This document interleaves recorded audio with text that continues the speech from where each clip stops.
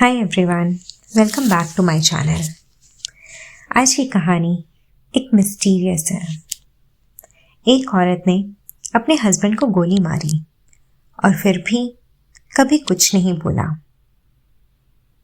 एक औरत अपने हस्बैंड को 5 बार गोली मार देती है और उसके बाद वो एक भी शब्द नहीं बोलती, ना पुलिस के सामने, ना कोर्ट के सामने, ना किसी डॉक्टर के सामने। वो बस चुप रहती है सालों तक। सब लोग एक ही सवाल पूछते हैं, उसने ऐसा क्यों किया? लेकिन प्रॉब्लम ये है, सिर्फ वो ही इसका जवाब जानती है, पर वो बोलती ही नहीं।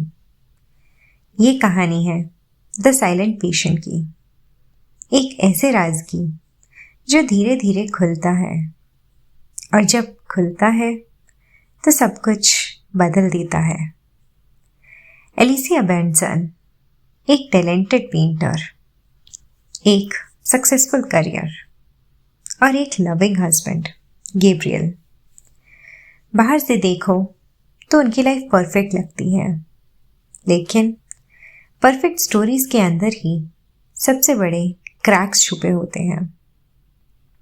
एक रात गैब्रियल घर आता है और एलिसिया उसे गोली मार देती है। एक बार नहीं, 5 बार। और फिर वो चुप हो जाती है, कंप्लीटली साइलेंट। दूसरी तरफ थियो फेबर, एक साइकोथेरेपिस्ट। जब वो एलिसिया का केस सुनता है तो वो उसे भूल ही नहीं पाता। उसे लगता है अगर वो एलिसिया को बोलने पर मजबूर कर दे तो वो सच जान लेगा और शायद उसे समझ भी लेगा। थियो उस असाइलम में जॉब ले लेता है जहां एलिसिया गई थी, सिर्फ उसके लिए। एलिसिया कुछ नहीं बोलती, लेकिन उसकी एक पेंटिंग बोलती है, एक सेल्फ पोर्ट्रेट जिसका नाम है एलिस्टिस। एक ऐसी औरत की कहानी जो अपने हस्बैंड के लिए मरने को रेडी होती है। लेकिन यहाँ एलिसिया ने अपने हस्बैंड को ही मार दिया। पर क्यों? थियो उसकी डायरी ढूंढता है। डायरी में एलिसिया लिखती है कि उसे लगता है कोई उसे देख रहा है, कोई उसके घर के आसपास है, कोई जो उसकी लाइफ में घुस चुका है। जितना थियो एलिसिया को करीब आता है, उतना ही उसकी अपनी लाइफ अनरिवेल होने लगती है। थियो की वाइफ है केथी। उनकी मैरिज नॉर्मल लगती है, लेकिन थियो को लगने लगता है कि केथी उसे कुछ छुपा रही है। Late night calls, secret messages, और धीरे धीरे ये डाउट ऑब्सेशन बन जाता है। थियो उसे फॉलो करता है, उसकी हर मूवमेंट ट्रैक करता है, और एक दिन उसे पता चलता है कैथी किसी और से मिल रही है। थियो टूट जाता है।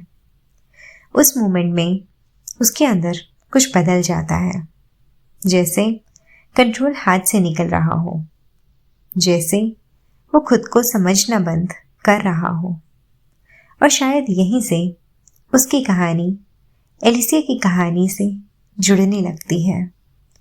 थियो एलिसिया को ठीक करना चाहता है, लेकिन सच ये है वो खुद ही ठीक नहीं है। वो एलिसिया के केस में इतना डूब चुका है कि उसे अपनी रियलिटी और एलिसिया की स्टोरी में फ़र्क समझ ही नहीं आता। और फिर एक दिन एलिसिया रिएक्ट करती है।